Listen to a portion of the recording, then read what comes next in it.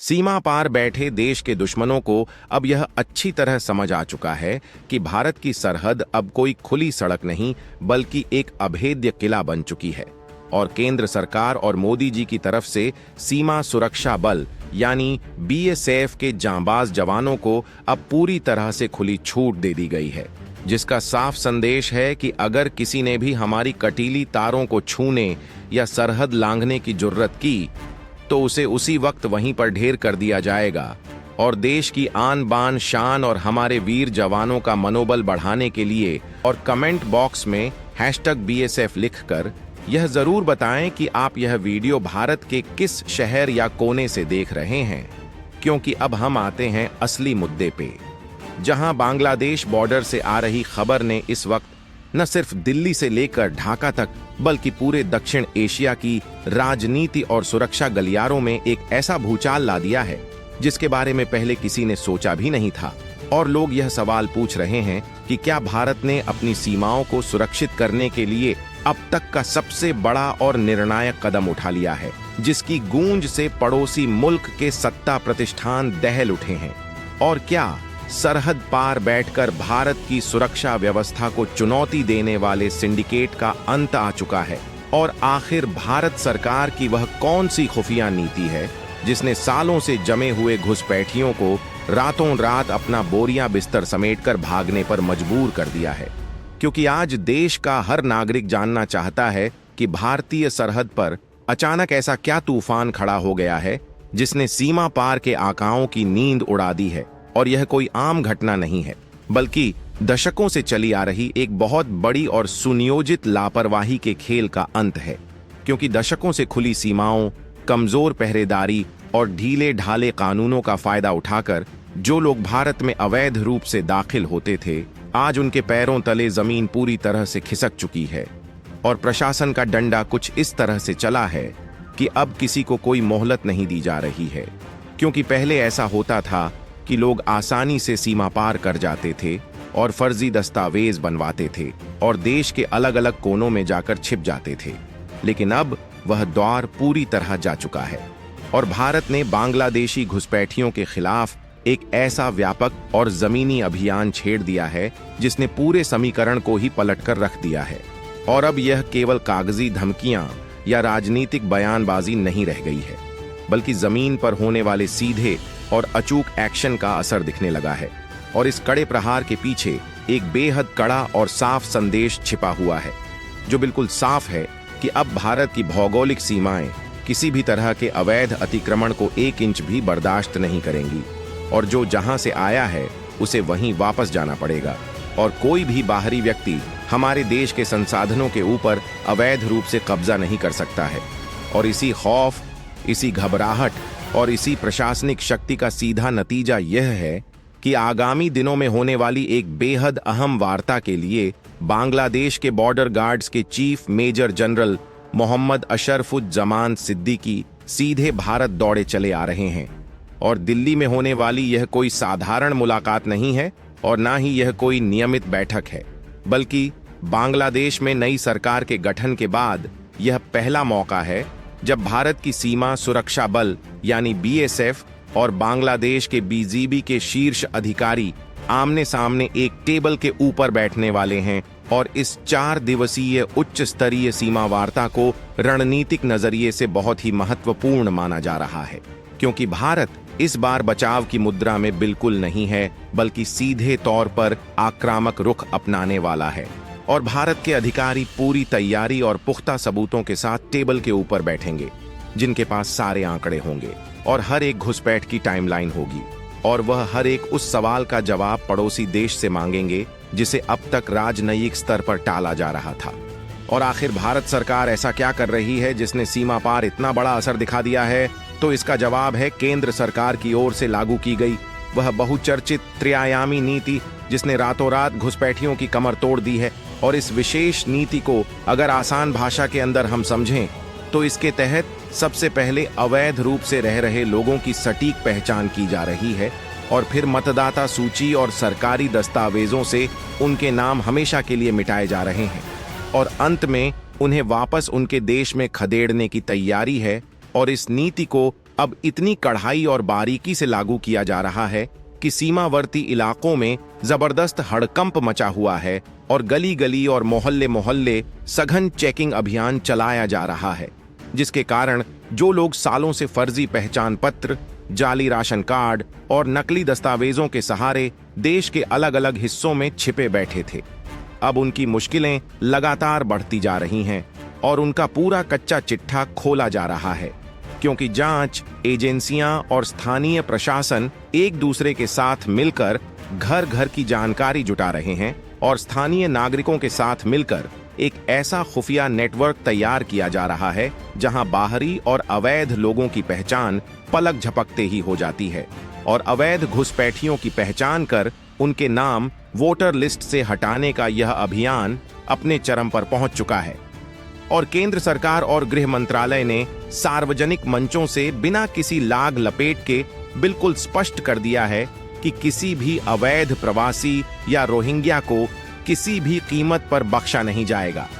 लेकिन यहां सरकार ने सिर्फ प्रशासनिक डंडे का इस्तेमाल नहीं किया है, बल्कि एक बहुत बड़ा मनोवैज्ञानिक दांव भी चल दिया है, जिसके तहत सरकार की तरफ से यह साफ संदेश दे दिया गया है कि जो लोग खुद अपनी मर्जी से अपने देश वापस लौटना चाहते हैं, बल्कि वह सीमा पार के पूरे इकोसिस्टम को हमेशा के लिए बदलने की तैयारी में है। और सुरक्षा गलियारों से छनकर आ रही खबरें यह साफ बयां करती हैं कि आने वाले दिनों में सीमा प्रबंधन का जो खाका खींचा जा रहा है,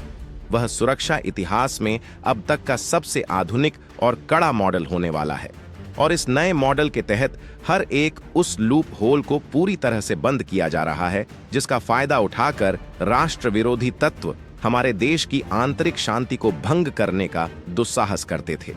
और इस पूरी रणनीति का जो सबसे बड़ा और गंभीर असर देखने को मिल रहा है, वह है सीमा पार के आर्थिक तंत्र पर लगा करारा प्रहार। क्योंकि विशेषज्ञों का मानना है कि जो अवैध सिंडिकेट सालों से फल फूल रहा था और जिसे कुछ रसूखदार ताकतों का मौन समर्थन हासिल था, वह अब पूरी तरह से तबाह हो चुका है। और जब से भारत ने अपनी 3D नीति यानी डिटेक्ट, डिलीट और डिपोर्ट को जमीन पर उतारना शुरू किया है, तब से अवैध कारोबारियों और मानव तस्करों के आकाओं की रीढ़ की हड्डी टूट चुकी है और अब वे अपने ठिकानों को छोड़कर सुरक्षित जगहों की तलाश में भटक रहे हैं, क्योंकि उन्हें मालूम है कि इस बार भारत की खुफिया एजेंसियां और स्थानीय प्रशासन किसी भी तरह के दबाव में आने वाले नहीं हैं। और जमीन पर हो रही इस चौतरफा घेरेबंदी ने यह साफ कर दिया है कि राष्ट्रीय सुरक्षा के मसले पर भारत की नीति अब पूरी तरह से जीरो टॉलरेंस की हो चुकी है और इसमें किसी भी स्तर पर कोई डील नहीं दी जाएगी। और जैसे जैसे दोनों देशों के बीच होने वाली इस उच्च स्तरीय वार्ता के घंटे नजदीक आ रहे हैं, वैसे वैसे तकनीकी मोर्चे पर भी भारतीय बलों ने अपनी तैयारी को अंतिम रूप देना शुरू कर दिया है। और बताया जा रहा है कि सीमा सुरक्षा बल इस बार वार्ता की मेज पर केवल अपनी चिंताएं ही नहीं रखेगा, बल्कि वह सीमा पार के अधिकारियों को वह पूरा डेटाबेस सौंपने वाला है जो हमारी खुफिया एजेंसियों ने पिछले कुछ महीनों में कड़ी मशक्कत के बाद तैयार किया है।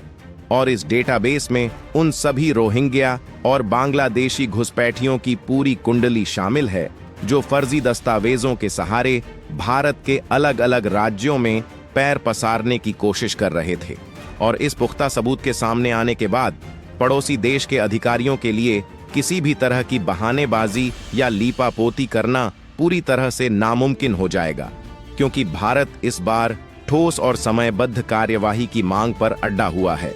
और इस रणनीतिक बदलाव का एक और बेहद महत्वपूर्ण पहलू यह है